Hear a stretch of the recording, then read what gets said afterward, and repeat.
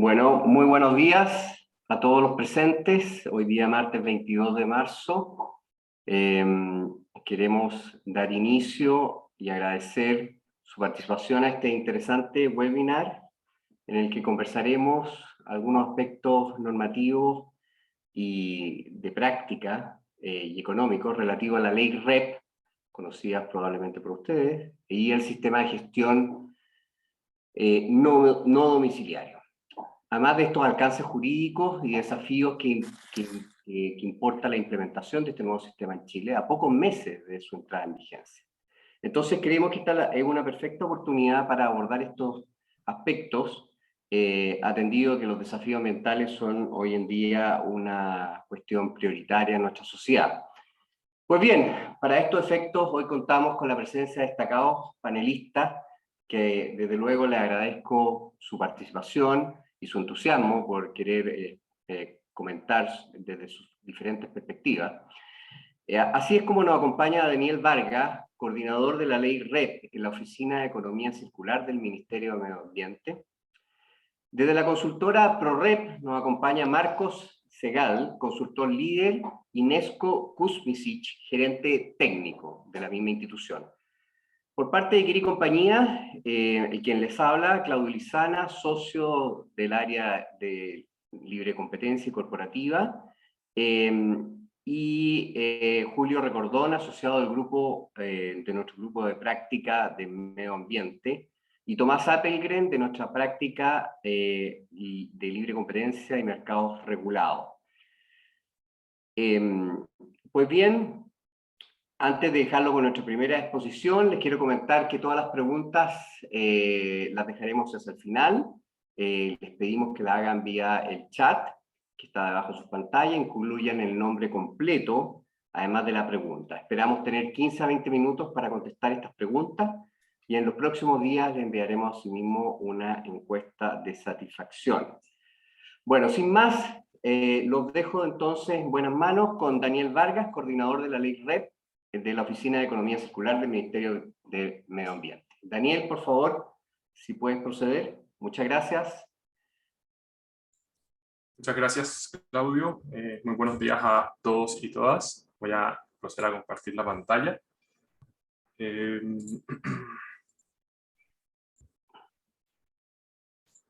¿Confirman ahí que se ve la presentación? ¿Se ve bien? Bueno, es un gusto para mí estar el día de hoy acá. Parto por agradecer, por supuesto, a la organización de este webinar. Tema muy interesante y muy atingente. Es una importancia más para el Ministerio de Medio Ambiente y un tema prioritario para esta institución y en particular para la Oficina de Economía Circular.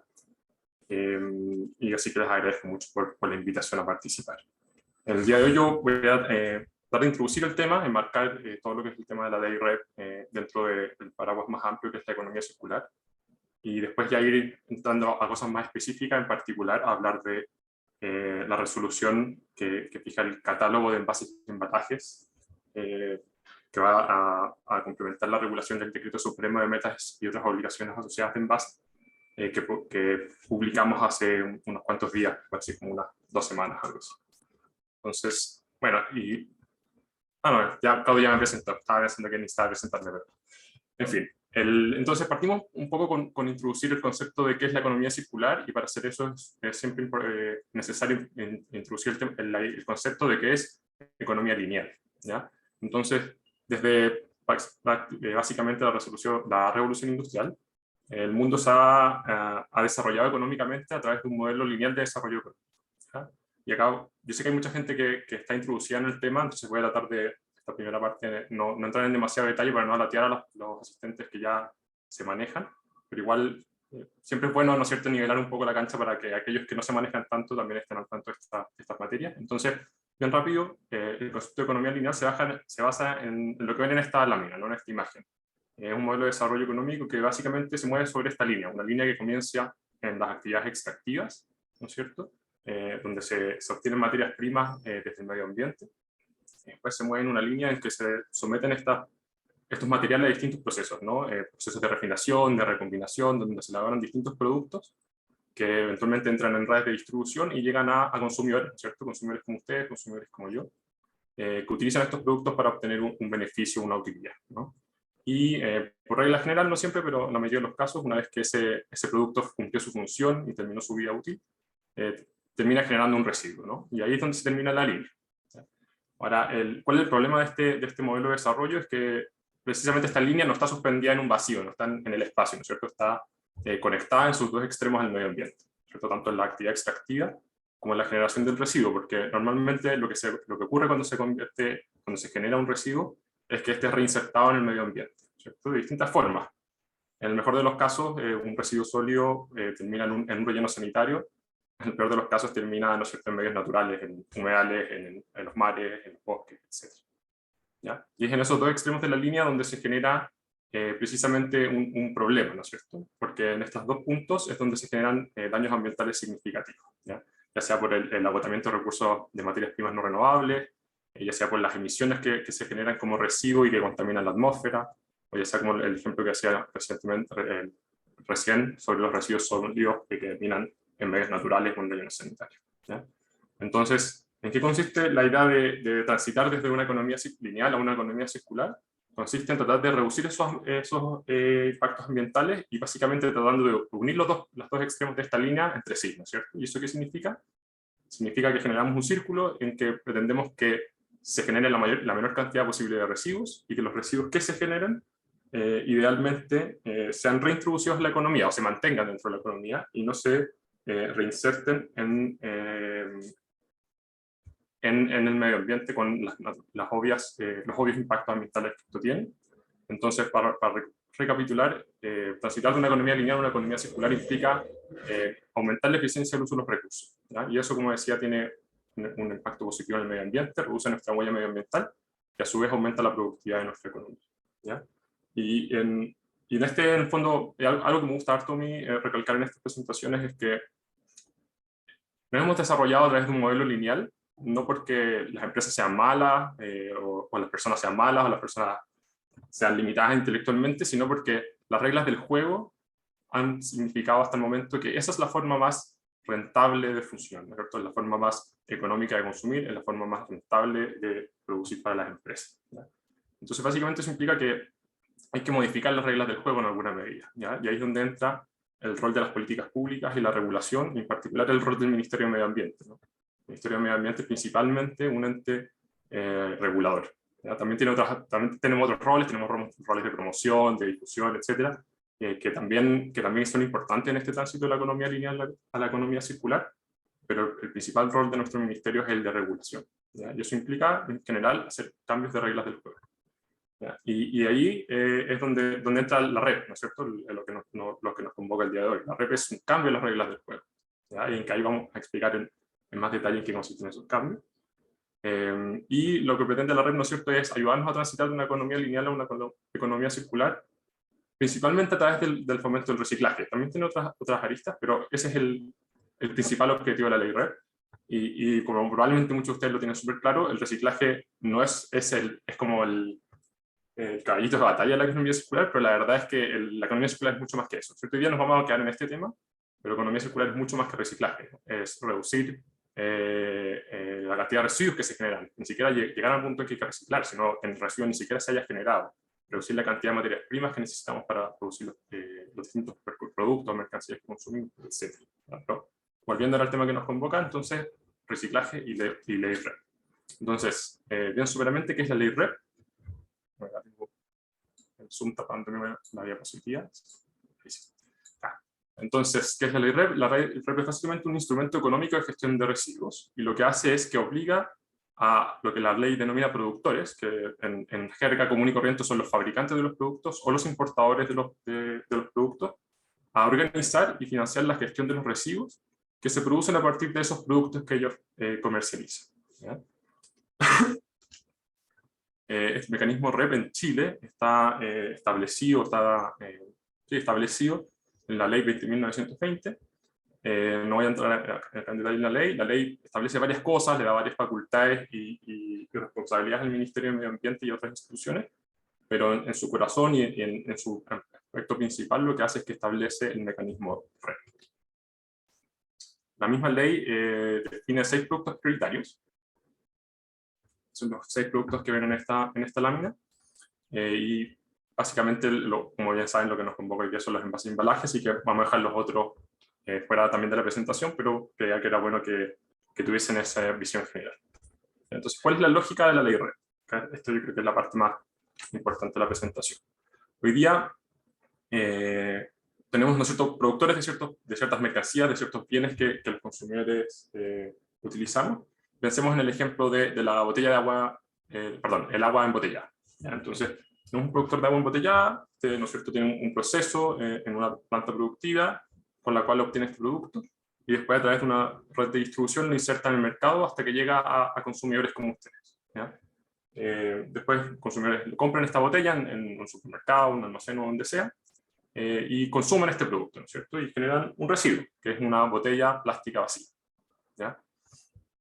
¿Qué dice la ley, o qué establecía la ley hasta hace poco? Establecía, bueno, esa botella de plástico vacía es responsabilidad de ese consumidor ponerla en un contenedor de basura, y es responsabilidad del municipio donde ese consumidor está localizado, que ese contenedor de basura sea, con esa botella dentro, por supuesto, llevada a un sitio de disposición autorizado, que en general es un vertedero o un relleno sanitario. Eso es lo que la ley establecía. Pero en esa parte el productor no está mencionado, ¿no es cierto? El productor ya se olvidó hace rato de qué pasa con ese producto, desde el momento en que lo enajenó a un distribuidor o el momento en que lo compró un consumidor final, el productor ya no tiene nada que ver con esa botella de plástico.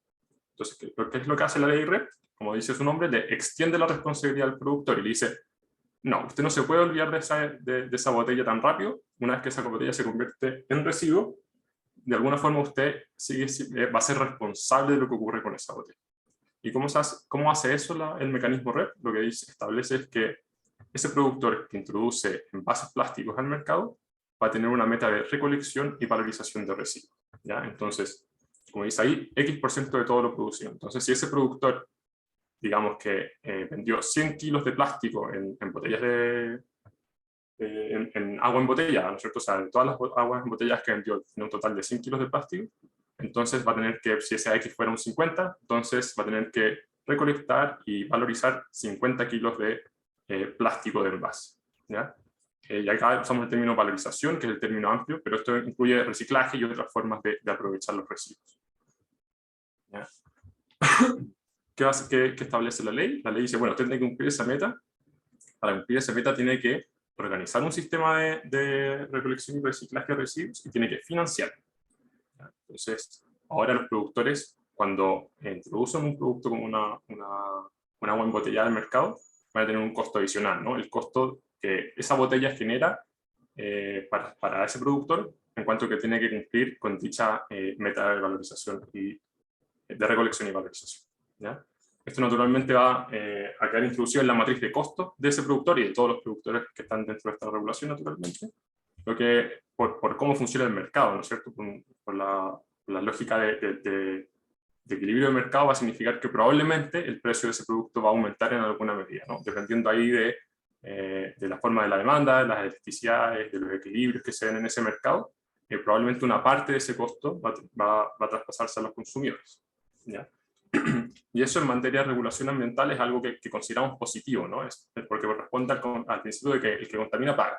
¿Ya? Entonces, si yo soy un consumidor que toma agua embotellada y genero esos residuos, por lo tanto contamino, entonces yo tengo que pagar por esa contaminación, yo tengo que hacerme cargo de cómo contenemos el daño ambiental que esa contaminación genera. ¿Ya? Ahora, si yo tomo agua de la llave, entonces no lo tengo que hacer. Si yo tomo agua en botella retornable, no genero residuos, tampoco tengo que pagar por ese costo, ¿cierto? Y eso es, en principio, una lógica justa de hacer cargo del problema.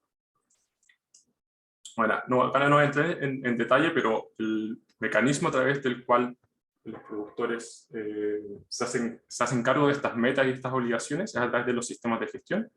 Es un concepto que tiene su complejidad, como ven acá la diapositiva no es simple, pero no voy a detener acá porque Marcos, que va a presentar a continuación, va a referirse en mayor profundidad a este tema. Ahora, yendo ya al Decreto Supremo 12 de 2020, que es la norma dictada por el Ministerio de Medio Ambiente que implementa, que pone en marcha la ley REP para envases y embalaje en Chile. Voy a referirme también bien someramente a este punto. No quiero entrar en mucho detalle porque quiero dejar tiempo para otro tema al final. Pero el decreto supremo tiene un ámbito de aplicación que es amplio, ¿no es cierto? Lo regula tanto los envases domiciliarios como los no domiciliarios. El día de hoy el punto de mayor interés es claramente los no domiciliarios. Y establece algunas excepciones, ya que son bien acotadas. Una es que las microempresas están exceptuadas de esta regulación. Eso significa que no necesitan cumplir las metas, no necesitan declarar los envases que ponen en el mercado, están totalmente libres de la regulación.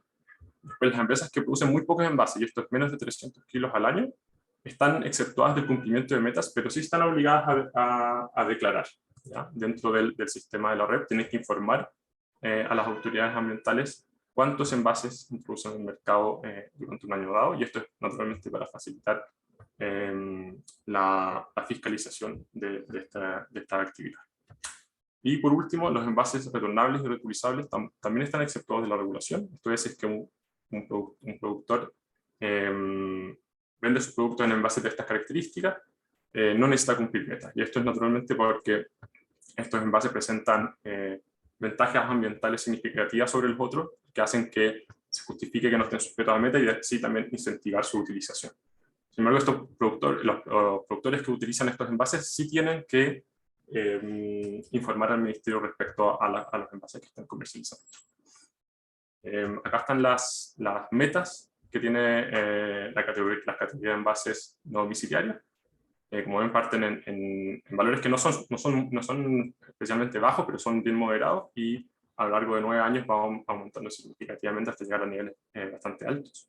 Después del 9º año estas metas se mantendrían en esos valores.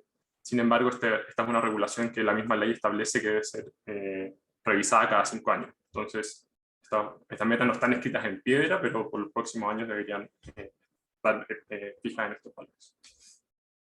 Y con esto voy a cerrando ya mi parte de la presentación. Quiero referirme realmente a la resolución del catálogo de envases. ¿Ya? Esta es una resolución que el mismo decreto supremo 12 establece que el ministerio debe dictar. ¿Ya? En dicho decreto se establece que esta resolución tiene, nosotros le llamamos resolución del catálogo, no está denominada de esa forma en el decreto, es una forma más bien coloquial de denominarla, pero lo que establece el decreto es que en esa resolución el ministerio debe identificar qué productos constituyen envases y también identificar en qué categoría debe ser clasificado cada uno de los envases, o sea, en domiciliario o no domiciliario, básicamente. Esas son las dos principales funciones de esta resolución. Estas definiciones claramente son de suma importancia, ¿no? Porque es necesario que el productor tenga muy claro qué cosas debe declarar como envases y qué cosas no, y qué cosas debe declarar como envases domiciliarios y cuáles como envases no domiciliarios. Esto porque en base a dichas declaraciones es que se determinan las metas. Entonces, claramente son de suma importancia. Y es de suma importancia también saber en qué categoría, porque las metas de cada categoría son distintas, porque eventualmente las metas se pueden cumplir a través de sistemas de gestión distintos. Y básicamente esa es la razón.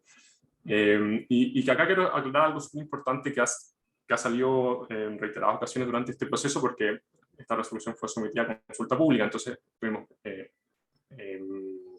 profundas conversaciones y discusiones con todos los regulados, o con muchos regulados más bien, en torno a la resolución. Quiero ser súper claro que la función de esta regulación, o el objetivo de esta regulación, es fijar reglas claras y fáciles de implementar para la declaración de los envases, ¿no?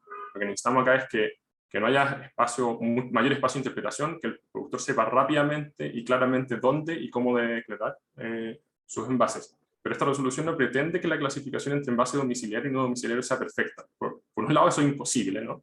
Y por otro lado en la medida que uno trata de tender a mayor precisión y perfección en este aspecto, también se vuelve más compleja la declaración de los envases. Entonces, en ese sentido, por ejemplo, creo que esto lo tengo en la próxima diapositiva, es mucho más fácil hacer ciertas simplificaciones, como por ejemplo definir que todos los envases de vidrio se declaren como domiciliarios.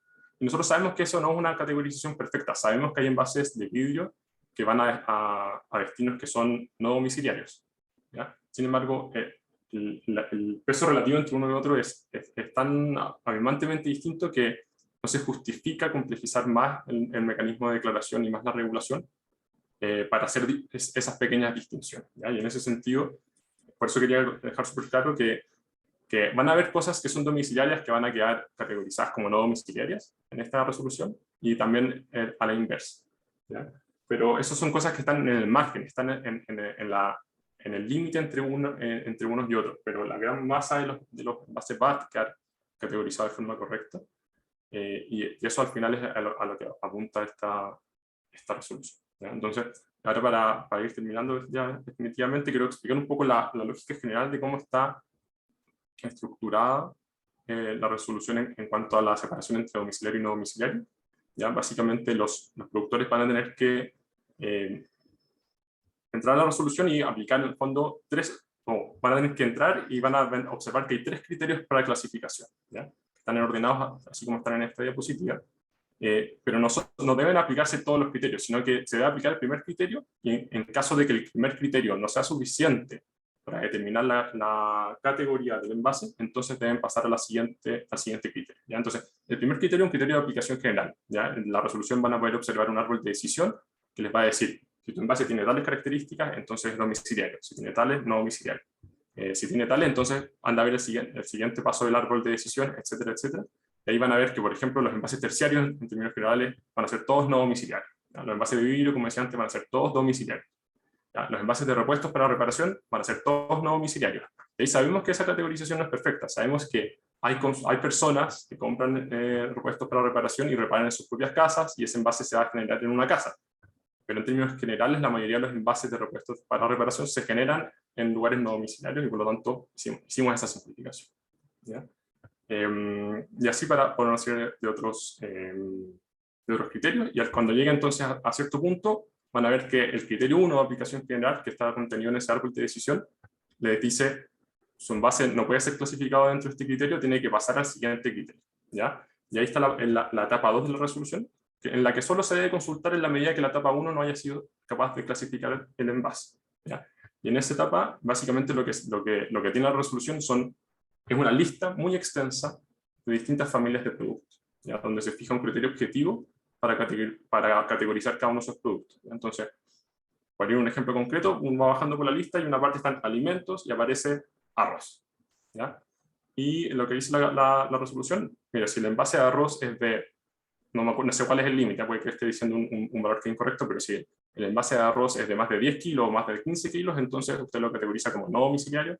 Si es de menos de esa capacidad, entonces como domiciliario. ¿Ya? Y de nuevo, en este caso sabemos que van a haber probablemente envases que van a quedar en la categoría que no corresponde. Ahí uno que tenga justo 9 kilos y que en verdad se usa en un lado, pero también en el otro, puede que quede mal categorizado, ¿ya? Pero no, es como en el límite, en el margen. La mayor cantidad de los envases de arroz van a estar bien categorizados, ¿ya?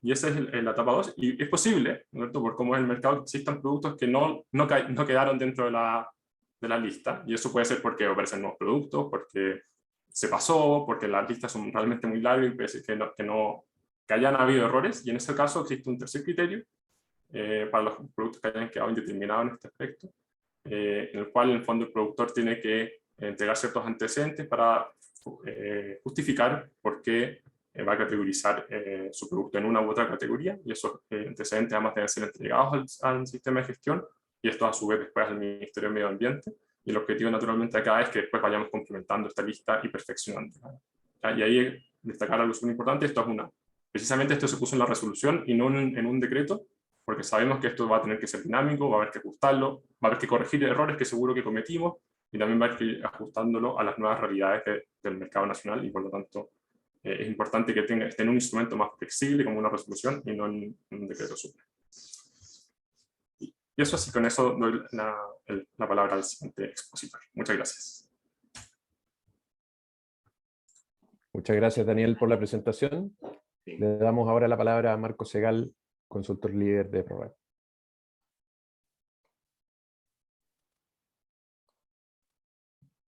Hola, muy buenos días. Gracias por la oportunidad de mostrarles a ustedes un poco cómo funciona un sistema de gestión domiciliario de monitoring. Básicamente me quiero basar, esta presentación tiene una pequeña introducción para después pasar lo que es un sistema de gestión de estilo monitoring, que es la modalidad o la filosofía de trabajo que adoptó el ministerio o que sentió el ministerio para los sistemas de gestiones no domiciliarios. Y por último me referiré cortamente en qué estado se encuentra el proyecto de formación del sistema de gestión no domiciliario ProRep, el que estamos formando hace ya varios meses. Tal como dijo Daniel, la ley regula varios productos prioritarios. Nosotros estamos concentrados hoy día en envase y embalaje. Ya existe un decreto para los neumáticos. Se está formando el decreto ahora para aparatos electrónicos y así son varios productos prioritarios que la ley va a ir abarcando en el curso del tiempo. La ley 20.920, no solamente envase y embalaje, pero hoy día estamos concentrados, ¿cierto?, en envases y embalajes. La ley, como dice Daniel, tiene obligaciones diferenciadas tanto para envases domiciliarios como para envases no domiciliarios, pero el principio detrás de ellos es el mismo. Cuando alguien compra un producto de consumo masivo, ¿cierto?, un yogurt, una bebida, una lata de bebida, y lo lleva a su casa, ese consumidor privado consume el producto en su casa y genera un residuo. En la industria no es muy distinto. Una empresa compra un producto envasado, consume lo que está en su interior para un proceso productivo y genera un residuo, un envase residuo. Sin embargo, hay ciertas distinciones, ya que en el ambiente no domiciliario son menos las subcategorías, como dice la ley, o las materialidades que están afectas, ¿cierto?, a esta regulación.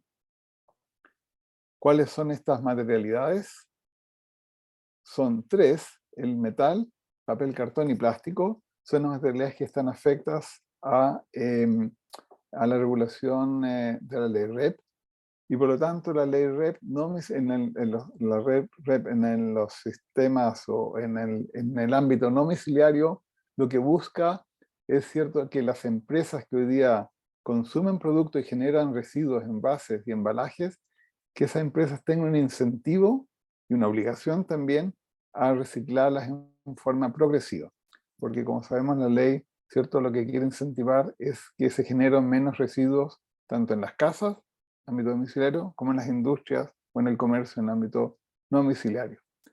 Y básicamente, en el ambiente no domiciliario, se pueden generar residuos de envase bajo dos formas. Una es cuando una empresa compra un producto envasado, como dije, consume lo que está en su interior y genera un residuo que va a su patio trasero.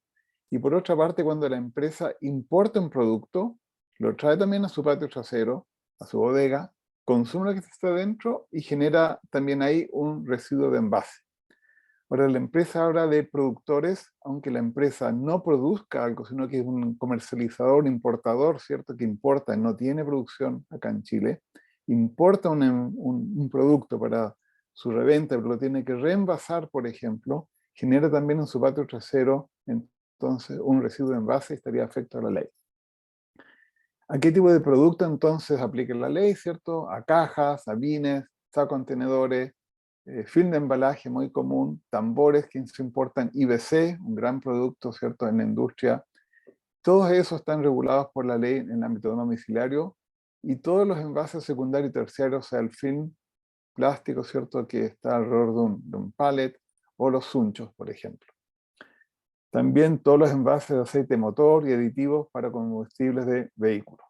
Todo eso está en efecto de la ley. Ahora, esto es una ley ambiental, y por lo tanto, quien regula el cumplimiento de la ley y quien supervisa el cumplimiento de esta ley y de este decreto supremo es la Superintendencia de Medio Ambiente, y las multas que están contempladas en la ley son muy altas, ya que se trata de una ley ambiental con multas por no cumplimiento, supongo que por incumplimiento grave, de hasta 10.000 UTA, que son $8 millones. Supongo que el Ministerio de la Superintendencia no va a pasar una multa de ese tipo, pero por lo menos eso es lo que está regulado en la ley. Y como sabemos, la superintendencia, digo yo en forma un poco coloquial, la super de medio ambiente tiene la mano pesada.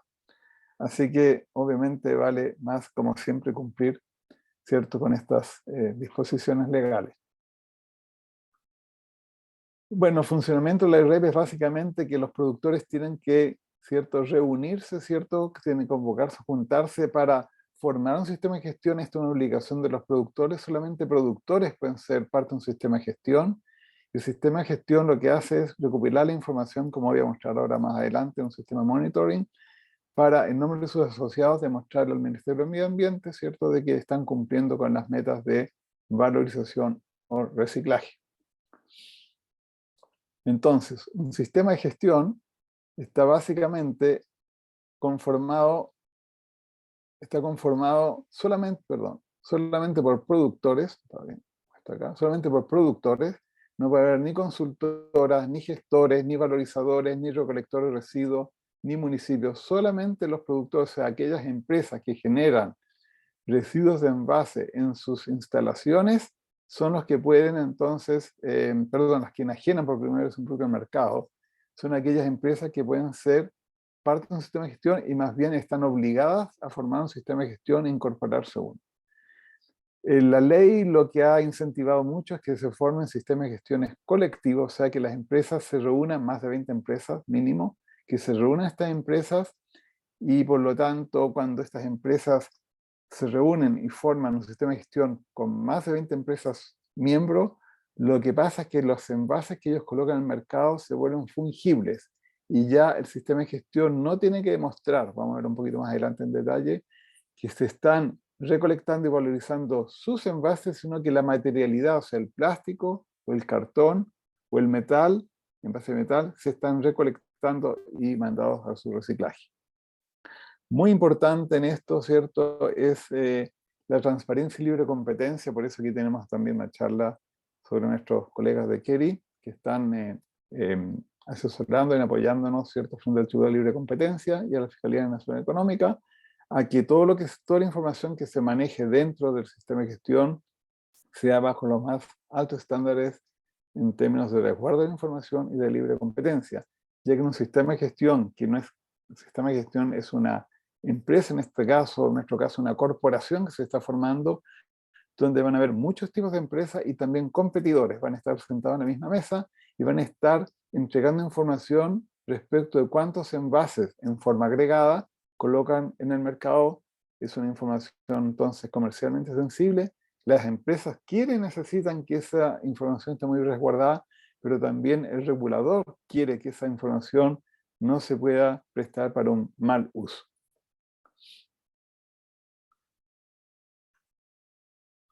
Una vez que se forma un sistema de gestión, esta corporación tiene que cumplir entonces uno de sus asociados con ciertas metas. Las metas están acá, son metas que fueron publicadas por el Ministerio con el Decreto Supremo 2 del año 2020. Aquí están las metas que son, como ven ustedes, crecientes.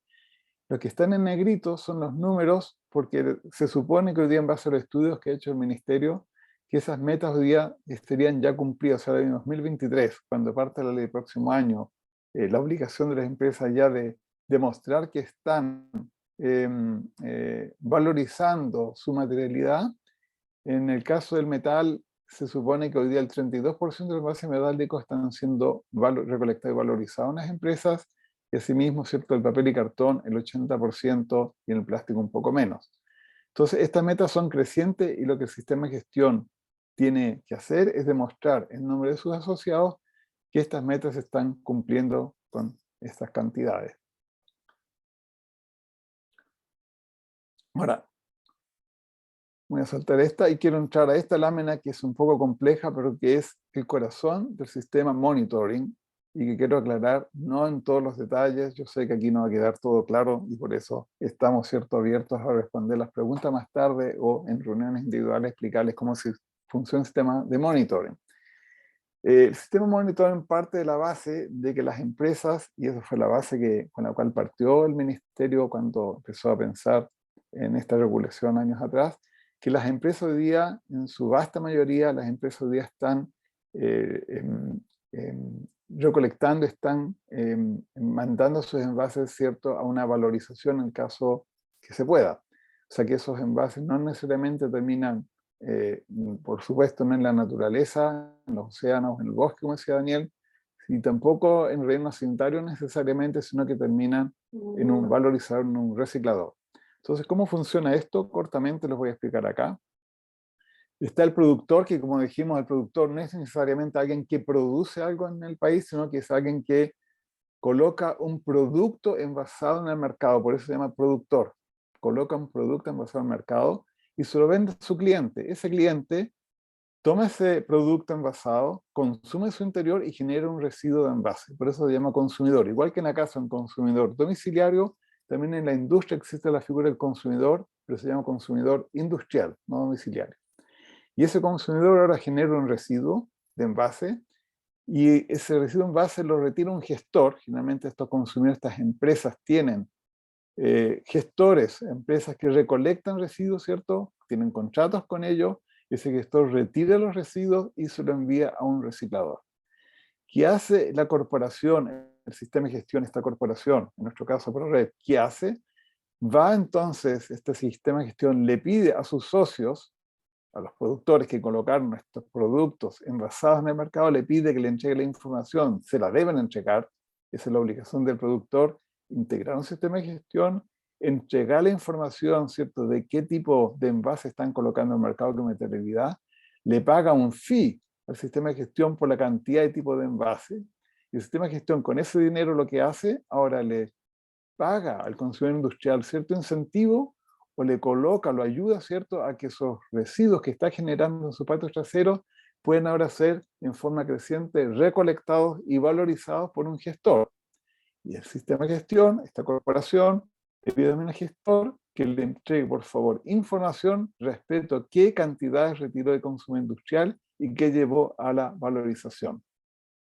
Eso es básicamente un sistema de gestión monitoring, lo dije en muy pocas palabras, ¿cierto? En forma muy concisa, pero lo que busca acá es, ¿cierto?, hacer una trazabilidad de los residuos de envase desde que salen de un comercializador hasta que llegan a la planta de valorización.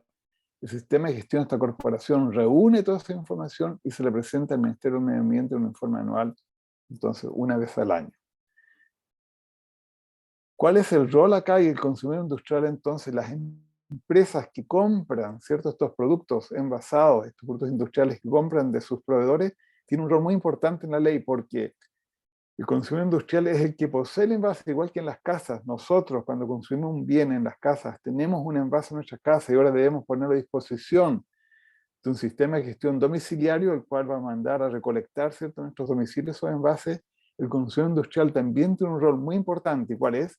Contratar a un gestor, ¿cierto?, para que retire sus envases, ¿cierto?, de sus patios traseros y declarar su envase reciclado a un sistema de gestión. También tiene que cumplir, ¿cierto?, con ciertas disposiciones legales de otro tipo, de acuerdo a la ley RED, declaraciones RED-C, etcétera, no voy a entrar en eso.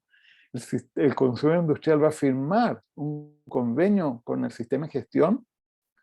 El sistema de gestión le va a entregar un incentivo, como les dije, para que este consumidor industrial, esta empresa ahora no mande rellenos sanitarios, sus envases, residuos de envases, sino que los maneje de tal manera que puedan ser recolectados por un gestor y enviados a su reciclaje. Y por último, el gestor también tiene un rol importante, ya que va a confirmar la información de que efectivamente está retirando de este consumidor industrial los envases y los está mandando a reciclar.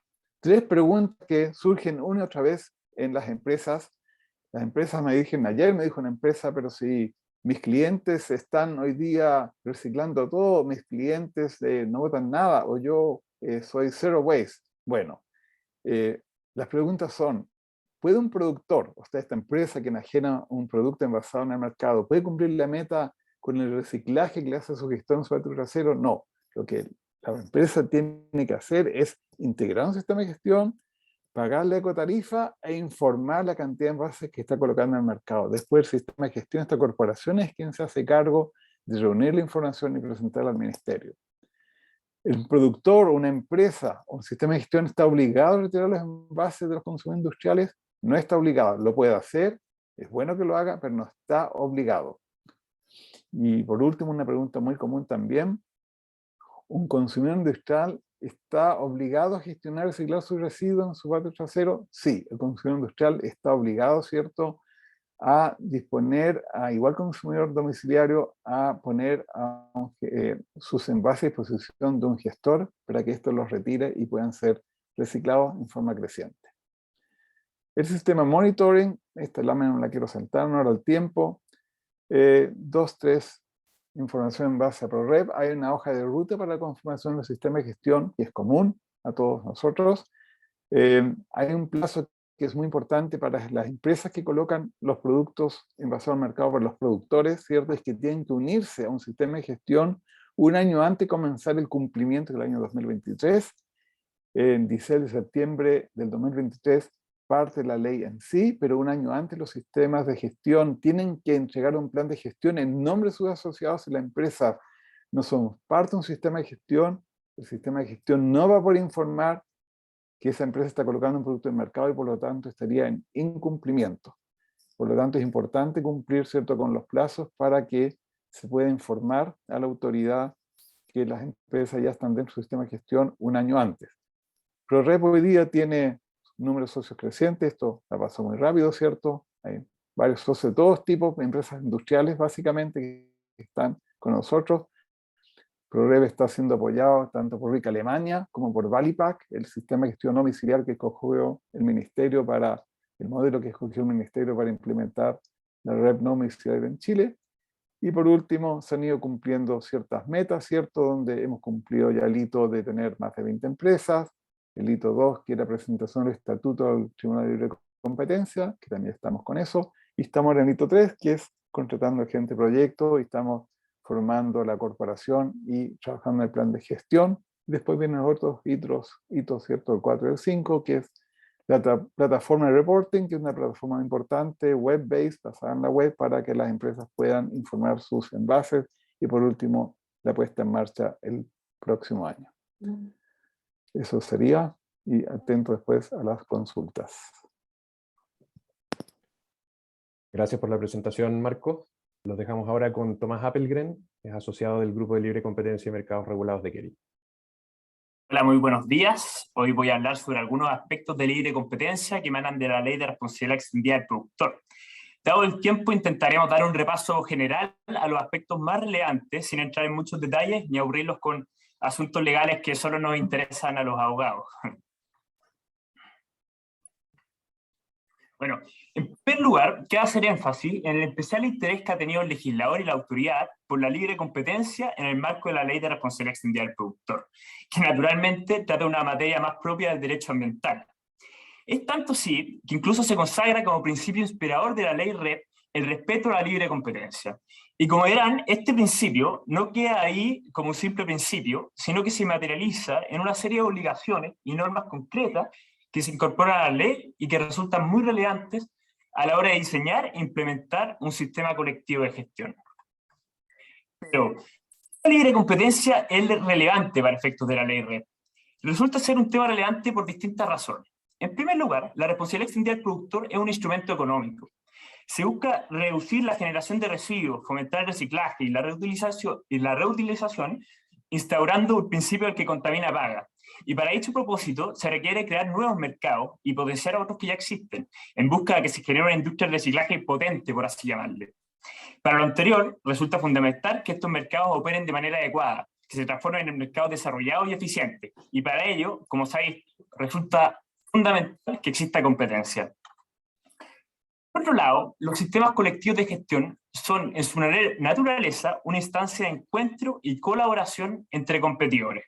Naturalmente, ello implica bastantes riesgos desde el punto de vista de la libre competencia, ya que si no se toman los resguardos adecuados, la colaboración entre competidores fácilmente puede desvirtuarse y transformarse en una colaboración ilícita, dar paso a corrupción o al intercambio de información comercial sensible. Y bueno, por último, cabe señalar que la experiencia en otros países en los que se ha desarrollado la responsabilidad extendida del productor llevó a nuestras autoridades a prestar atención al tema de la libre competencia. Resulta que han existido importantes casos de abuso y conductas reñidas con la libre competencia en otros países. Por otro lado, los sistemas colectivos de gestión se han erigido como actores monopólicos en su respectiva industria, lo que exige un mayor control y fiscalización de parte de la autoridad y mayor deber de cuidado por parte de las empresas asociadas al sistema. Ahora, ¿cuáles son los principales riesgos que debemos tener presentes al momento de diseñar un sistema colectivo de gestión? Nuevamente, en honor al tiempo, vamos a ser bastante breves, y por lo que los invito a realizar las preguntas, escribir las preguntas si quieren que profundicemos en algún tema. Vamos a partir por la colusión. La colusión es el atentado más grave en contra de la libre competencia y por lo tanto merece que lo mencionemos en primer lugar. Como señalamos, los sistemas colectivos de gestión son instancias de encuentro y colaboración entre competidores, que sin los controles adecuados fácilmente pueden transformarse en una instancia de colusión. Este riesgo se puede materializar en el mismo sistema colectivo de gestión, como sería el caso, por ejemplo, si se acuerda o instaura como regla el que los productores miembros deban subir sus precios en determinada proporción para costear los costos de cumplir la ley, o también puede darse por fuera del sistema, cuando sirve de instancia para que competidores implementen acuerdos ilícitos, como podría ser un reparto de mercado, el boicot a un competidor o afectar el resultado de alguna licitación. Otro riesgo al que debe ponerse bastante cuidado es el intercambio de información comercial sensible. El intercambio de información comercial sensible reduce la rivalidad competitiva en los mercados y propicia otras conductas anticompetitivas. En este sentido, es importante tener un especial deber de cuidado en la información que, como productor, se comparte con el sistema de gestión. Y por otro lado, el sistema de gestión debe limitarse a requerir solo la información que estrictamente sea necesaria para cumplir con sus labores en conformidad con la ley. Otro riesgo que puede surgir a instancias de un sistema colectivo de gestión es la existencia de interlocking indirecto. En este caso, se daría cuando directores y ejecutivos relevantes de empresas que compiten entre sí desempeñan labores en el sistema colectivo de gestión. También, como se verá más adelante, existe preocupación por parte del legislador para que no se ejecuten prácticas exclusorias por medio de los sistemas. Los sistemas colectivos de gestión se erigen como una alternativa costo eficiente para cumplir con las obligaciones y metas establecidas en la ley REC. El que se asocien varios productores naturalmente permite alcanzar grandes economías de escala, que a su vez permite reducir sustancialmente los costos asociados a cumplir con la ley. De dicha manera, se pueden generar ciertos incentivos de excluir a determinados competidores de un sistema de gestión con el fin de elevar artificialmente sus costos. Y bueno, como se ha demostrado la experiencia comparada, la estructura de los mercados de los sistemas de gestión propicia la consolidación de mercados oligopólicos o incluso monopólicos, por lo que se debe tener un especial deber de cuidado para evitar abusos y prácticas anticompetitivas en los mercados asociados. Ahora, me voy a referir brevemente a diferentes aspectos del diseño institucional que incorpora la red y que tienen como objeto prevenir los riesgos que acabamos de identificar y fomentar la libre competencia. En primer lugar, señalar que el Ministerio del Medio Ambiente puede incentivar o desincentivar la aplicación de un sistema colectivo de gestión con el fin de evitar distorsiones en los mercados que puedan afectar la libre competencia. Luego, y probablemente como el aspecto más relevante en esta materia, cabe señalar que se establecieron una serie de controles preventivos respecto a la operación de sistemas colectivos de gestión.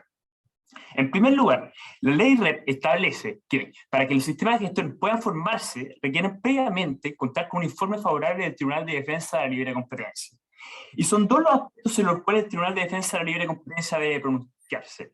En primer lugar, sobre las reglas y procedimientos para incorporación de nuevos asociados, que se traduce en el resguardo del libre acceso y participación equitativa de los diferentes miembros del sistema de gestión, y se busca de esta manera evitar riesgos de exclusión u otros abusos.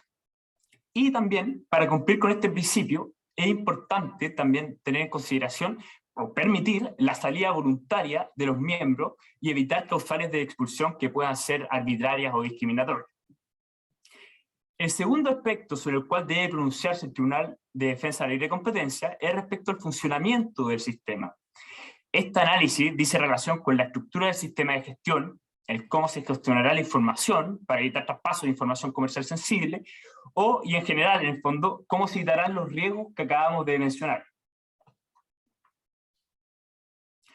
Luego, la segunda materia que requiere informe favorable por parte del Tribunal de Defensa de la Libre Competencia son las bases de licitación por medio de las cuales los sistemas colectivos de gestión deben contratar sus servicios de gestión de residuos. Como contexto, cabe señalar, en el fondo, que la ley REP establece que los sistemas colectivos de gestión no pueden realizar ellos mismos, de manera directa, la gestión de los residuos, sino que por el contrario, estos servicios deben ser externalizados, por regla general, con empresas gestoras.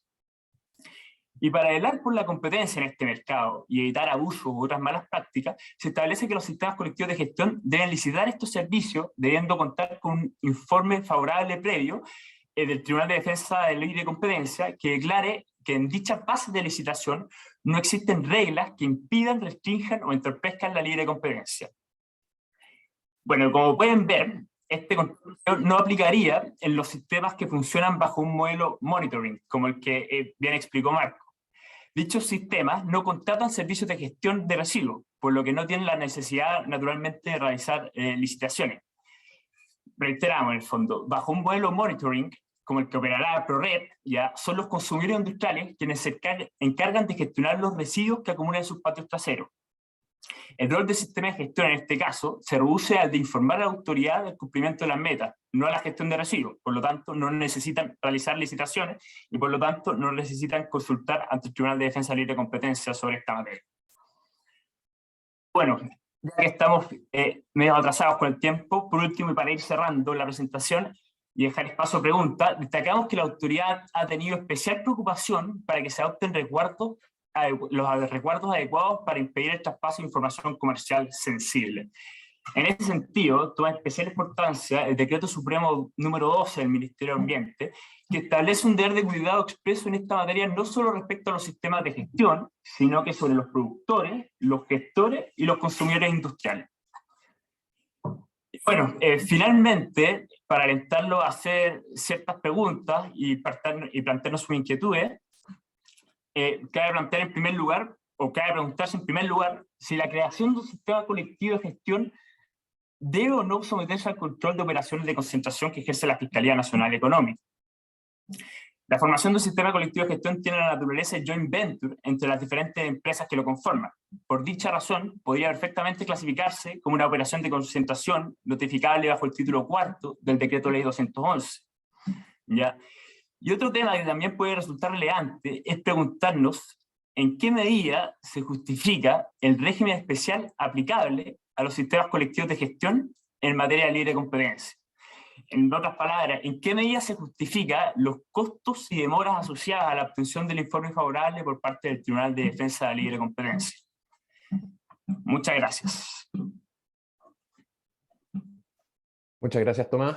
Gracias a todos los expositores. Terminamos entonces la ronda de presentaciones y nos quedan ahora algunos minutos para abordar las distintas preguntas que se han mandado al chat. Nos han llegado hartas preguntas, no vamos a alcanzar a abordarlas todas en los minutos que nos quedan, pero las que no alcancemos a responder ahora, las vamos a responder en conjunto con ProRep a sus correos electrónicos. Para partir, hay una pregunta, hay varias preguntas del mismo tipo dirigidas a ProRep, que se refieren al cálculo de la meta para cada productor. ¿Cómo se va a hacer este cálculo de la meta en el marco de un sistema de gestión y en especial cómo va a operar para el primer año, para el 2023? Hola, buenos días. Voy a contestar esa pregunta.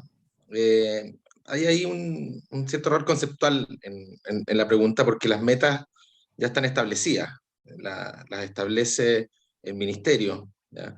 Y por lo tanto lo que hace el sistema de gestión es cumplir esa meta proporcional para los socios que integran el sistema de gestión. Entonces, para lo que respecta a ese productor, el productor tiene que declarar lo que pone en el mercado respecto a todos sus envases y embalajes no domiciliarios, para nuestro caso, ¿ya? Y eso puesto en el mercado por él, más lo puesto en el mercado por todo el resto de los socios, en este caso de ProRep, va a ser lo puesto en el mercado en general. Y respecto a ese POM general, es que aplica la meta año a año. Y el sistema de gestión, en este caso nosotros, tendríamos que cumplir la meta anualmente, ¿ya? Proporcional, en el fondo del tercer año, por ejemplo, 25% del plástico del total de envases plásticos que pusieron en el mercado ese año los productores que están dentro de ProRep. Con eso queda más o menos claro, ¿o no? Gracias, Nesco. Hay también una serie de preguntas para Daniel en este caso, que es qué pasa cuando quien produce y quien pone la marca son empresas distintas, quién se va a hacer cargo del cumplimiento de las metas, ¿Y qué pasa cuando se importa un producto listo y embalado y se enajena de la misma forma en el mercado nacional? Parto por la primera, ¿no? Claro, nosotros, en lo que comenté yo y comentó Marcos también me parece, fuimos un poco más al caso general y a la regla más simple, pero la verdad es que la determinación de quién es el productor de una mercancía en particular es un poco más compleja, ¿no es cierto? Entonces, me voy a explayar un poco más en detalle en ese aspecto, entonces, y lo primero que esto sí lo mencionó Marcos, recuerdo, yo no lo mencioné en mi presentación, es que en el caso de envases, el productor no es el primero que enajena el envase, sino el primero que enajena el envase con producto adentro, ¿ya? Y eso significa que y el primero que enajena en Chile, ¿no? Entonces eso significa el primero que cambia, que traspasa su propiedad a otra persona dentro de Chile. Y eso implica que la mayor cantidad de los productores de un envase en particular van a ser o aquella empresa que envasa una mercancía en ese producto, en el caso, digamos, por ejemplo, una embotelladora, la empresa que introduce la bebida dentro de la botella, ¿no? No, si hay una tercera empresa que le vende el envase a esa compañía embotelladora de bebida, esa tercera empresa no es el productor de envase, es el primero que enajena con producto dentro. Entonces, la embotelladora que introdujo la bebida y la vendió un tercero, ahí se convierte en productor. ¿Ya? Después, primero que enajena en Chile un producto importado, ¿no? Si yo traigo un producto envasado de Chile, yo soy el importador, eso todavía no se enajena dentro de Chile. Cuando esa empresa se lo vende a un tercero, se convierte en productor de ese envase. Esas son las reglas, la mayor parte de las reglas. Después hay otra causal, que es importar para propio uso profesional. ¿Ya? Eso significa una empresa importa un producto envasado que lo utiliza en su proceso productivo, pero nunca lo enajena. Entonces lo importa para su propio uso profesional, ahí también se vuelve productor de ese envase. ¿Ya? Y ahí claramente están exceptuados de esa regla los que importan para su propio consumo, no para su uso profesional. O sea, si yo, Daniel Vargas, importo un producto envasado y lo uso yo mismo, no me convierto en productor de ese envase. ¿Ya? Y después existe la última regla que se relaciona más directamente con la pregunta que planteaba Julio, que es aquel productor que le pone la marca a un producto, pero no es el primero que lo enajena. Entonces, si es que, no quiero usar el nombre de una compañía en particular, pero si una compañía vende bajo una marca que es la suya, pero le encarga a un tercero que produzca ese producto y que lo envase con su marca, ese tercero, que es el primero que le enajena en la práctica, ¿no? Una compañía, digamos, una compañía lechera, ya le vende a un supermercado y le pone la marca del supermercado a esa leche que viene en un cartón para bebidas, por ejemplo, un Tetra Pak.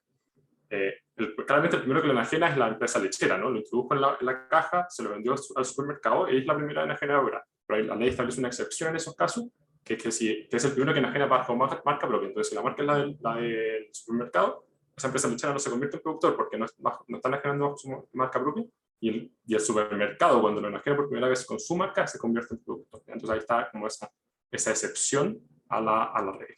Eso respecto a la primera pregunta, y después había una segunda pregunta que entre medio ya la olvidé. ¿Me la puedes recordar, Julio, por favor? Sí, es que es lo que pasa cuando la importación se hace respecto de un bien que viene embalado y ese mismo bien se enajena en el mercado nacional sin hacerle ningún tipo de cambio. Ese caso caería en unas reglas iniciales que dije, ¿no? Que es cuando una empresa importa el producto, ¿ya? Todavía no hay ni una enajenación en Chile, entonces todavía no se ha vuelto productor, pero después va y lo enajena tal cual. ¿Ya? Y esa empresa importadora es la primera que enajena en el mercado nacional y por lo tanto es la empresa productora y responsable de cumplir meta por esos envases.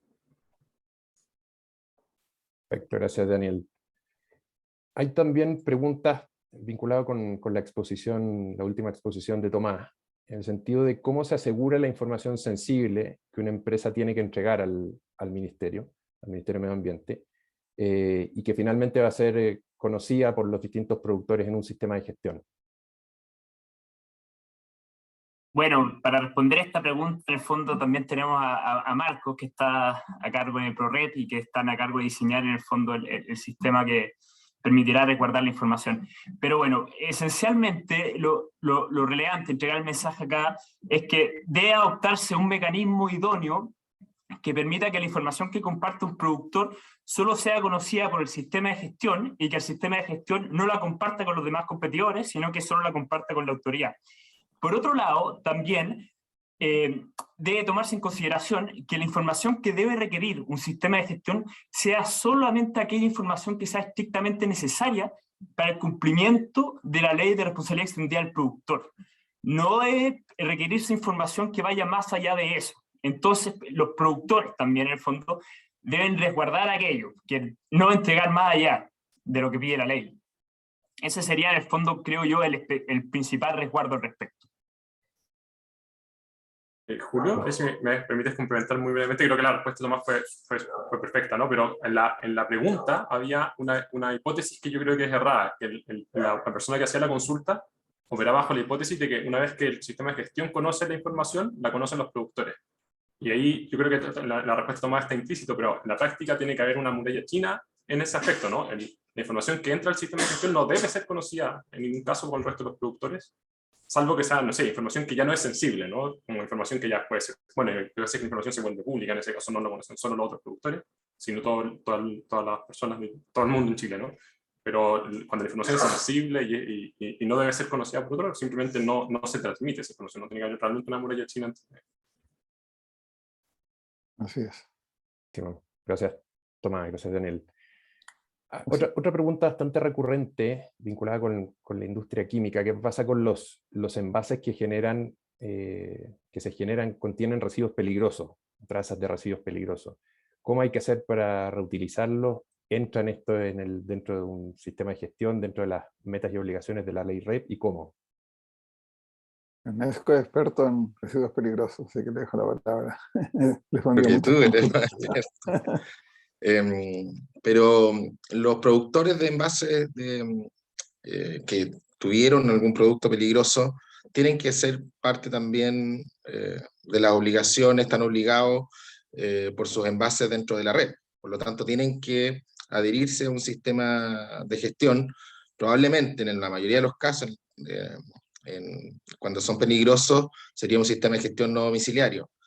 Y respecto a esos envases, dentro del sistema de gestión pueden cumplir incluso si el envase no es reciclable en ningún caso, ¿ya?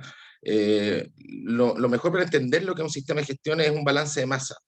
Entran distintos materiales de envases, plásticos, cartón y metal, de productos que tuvieron distintas características, pero el sistema de gestión ve el pool completo, ¿ya?, de materiales, y por lo tanto tiene que sacar un equivalente, o reciclar un equivalente a lo que es la meta ese año. Por lo tanto, un productor que tiene envases peligrosos puede entrar al sistema y cumplir las metas al igual que cualquier otro tipo de productor, ¿ya? Así que tiene que haber tranquilidad con eso. La única distinción que hay respecto a los envases es lo que correspondería a la ecotarifa, ¿ya? Aquellos envases no reciclables pagan un poco más porque hay un desincentivo en el fondo a que los envases no sean reciclables, y por el contrario, aquellos que son más reciclables pagan menos, ¿ya? Entonces, complementando lo que dice UNESCO, justamente los envases con residuos peligrosos son parte de la red 100%. Lo que pasa es que hay que incentivar después que estos envases se puedan reciclar finalmente. Muchos de esos envases pueden ser reutilizados, algunas industrias lo reutilizan. Lo que hay que hacer con aquellos productores justamente es sentarse con ellos y ver cómo armar un sistema de reuso que sea demostrable frente al ministerio, porque eso es lo que la ley busca también. No solamente que se recicle, sino que generar menos residuos, y la mejor manera de generar mejor manera de cumplir con la economía circular es que los envases circulen o sean recirculados. Pero eso hay que hacerlo, hay que montar el sistema, hay que demostrarlo, ¿cierto?, de que efectivamente es así, para que esos envases entonces no paguen ecotarifa. Hay que informarlos, pero no pagan la tarifa o la ecotarifa. Y los residuos peligrosos son un claro candidato para ello. Pero nuevamente hay que integrar el sistema de gestión, hay que sentarse con las personas indicadas y armar la información y verificarla. Gracias, Marcos. Antes de cerrar, todavía nos quedan algunos minutos. También una pregunta que se ha repetido bastante es la vinculada con el rol dual que a veces tienen ciertos productores que califican como, al mismo tiempo como consumidores industriales, o que califican también como recicladores. ¿Cuál es su rol y cómo van a tener que cumplir sus metas dentro del marco de la red? Sí, justamente en la industria plástica hay hartos de esos casos, ¿cierto? Donde empresas importan productos, ¿cierto? Y después los envases los reciclan en sus propias instalaciones. Pero son dos roles distintos. Uno es el rol como productor, ¿cierto? Que en el sentido que introduce un bien al mercado, y otro es su rol como valorizador. Son roles distintos y por lo tanto una cosa no quita la otra. O sea, el hecho de que una empresa recicle, ¿cierto?, sus residuos estaría cumpliendo, ¿cierto? O estaría ayudando a cumplir la meta, ¿cierto?, para el sistema de gestión, pero eso no lo exime, ¿cierto?, de que está introduciendo un bien al mercado, un envase en este caso. Es una confusión que existe mucho. Muchas empresas piensan porque son zero waste, entonces no tienen que cumplir con la ley, porque ya la estarían cumpliendo. Lo que la ley dice, ¿cierto? Aquí tengo mis colegas que me pueden corregir, es que tiene que integrarse un sistema de gestión, tiene que informar los envases que coloca en el mercado y pagar su tarifa para financiar el sistema de gestión. Y por el sistema de gestión es el que tiene que mostrar el cumplimiento, ¿cierto?, que estos envases se estén reciclando, y en ese caso ese productor que tiene un doble rol y está ayudando con su reciclaje a cumplir la meta. Gracias, Marco. Bueno, nos queda poco tiempo. Para ir cerrando, hay una pregunta para Tomás y Daniel, que es cómo se define por parte de un productor cuál es el mejor sistema de gestión, el más adecuado, y cómo unirse a ese sistema de gestión. Yo creo que es más adecuado para responder Marcos o Daniel. O sea, creo que la pregunta es compleja de contestar. Lo cierto es que muchos productores, ¿no es cierto?, o sea, no sé si muchos, varios productores están actualmente participando en la conformación de los sistemas de gestión, ¿no es cierto? Entonces, me imagino que la pregunta viene más de la cara de aquellos productores tal vez más pequeños que están mirando esto desde su vereda, esperando ver cómo dan cumplimiento a sus obligaciones una vez que estén vigentes. Ahí naturalmente es una decisión que es muy empresarial, ¿no? Pero claramente una cara importante de esto es dónde espera que puedan cumplir sus obligaciones a un menor costo, ¿no? O sea, esa es como la parte lógica. O sea, acá uno está dando por sentado que el sistema de gestión va a operar de forma correcta, que va a dar cumplimiento a la obligación, ¿no es cierto? Pero en definitiva, dando por sentado que el sistema de gestión es diligente y va a cumplir las obligaciones de forma correcta y tienen las expectativas de que va a funcionar, elegir entre un sistema de gestión de otro, para esos productores muchas veces se va a basar en gran parte en una decisión financiera, ¿no? Que me permite cumplir mi obligación de forma más económica. Eso es la principal reflexión que tendría al respecto. Creo que te interrumpí, Marco, disculpa. ¿No? No, creo que estabas hablando y te interrumpí, te estaba dando la palabra. No me interrumpo, pero solamente complementar que claramente las empresas que son industriales, que colocan productos industriales en el mercado, y su lógica es muy distinta a empresas domiciliarias, completamente distinta. De hecho, el sistema de cumplimiento, el sistema monitoring, que es mucho más costo eficiente frente a un sistema full cost como un sistema domiciliario. Y por lo tanto, creemos nosotros, ¿cierto? Esa es nuestra filosofía de trabajo, que pastelero tus pasteles. O sea, las empresas industriales van a estar, tienen que integrar su sistema de gestión que entienda su problemática, que entienda que es un patio trasero, una industria, son patios complejos, donde hay muchos tipos de residuos, los que importé, los que compré, entonces los scraps de producción. Entonces es bien complejo manejar eso con materiales distintas, con tipo de contaminaciones distintas. Me parece entonces que las empresas industriales que generan residuos o sus clientes generan residuos en su patio trasero están acogidas muy bien en un sistema de gestión exclusivamente no domiciliario, porque entienden básicamente su lógica de trabajo. Y eso es lo que pasa en Europa también. Los sistemas domiciliarios, los sistemas de gestión están especializados básicamente en no domiciliarios y domiciliarios. Sí, yo quería agregar una pequeña cosa también respecto a eso, de que no se puede olvidar. Obviamente que una de las intenciones primeras de los sistemas de gestión es ser costo efectivo y tener las tarifas lo más bajas posibles, pero también hay un sentido de responsabilidad respecto a la necesidad de ir potenciando y estimulando la economía circular en las industrias, especialmente en aquellas que están más rezagadas en cuanto a economía circular. Y al menos en ProRep, nosotros sabemos que se podría cumplir las metas, al menos en los primeros años, por ejemplo, de plástico, con el stretch film que sale en los supermercados de Santiago. Y eso sería tal vez lo más barato, pero no es la idea también, y no le hace mucho sentido también a la industria, muchas veces solamente tener ese enfoque. Y por lo tanto nosotros también, dentro de lo que queremos hacer, es poder potenciar e impactar aquellas áreas económicas que están más rezagadas, como la construcción, como el área agropecuaria, las regiones. Por lo tanto, una fracción de eso también, la idea es que pueda ser cumplida con proyectos e incentivos más destinados directamente a impactar a la industria y no tan centrado exclusivamente en el cumplimiento a menor costo. Quería complementarlo. Muchas gracias, Nesco. Bueno, tenemos que ir cerrando el seminario ya. Agradecemos nuevamente a los expositores, a los panelistas y a todos ustedes que han estado atendiendo el seminario. Como les mencioné, hay varias preguntas en el chat, hay muchas preguntas pendientes todavía, pero en conjunto con ProRep vamos a respondérselas lo antes posible vía mail. Se va a enviar también por mail el link al video de este webinar. Y bueno, cualquier información adicional que necesiten, estamos a disposición. Ha sido un gusto, muchas gracias y que tengan un muy buen día. Muchas gracias. Que estén muy bien. Gracias. A todos. Gracias. que estén bien. Chao. Adiós. Bien. Chao.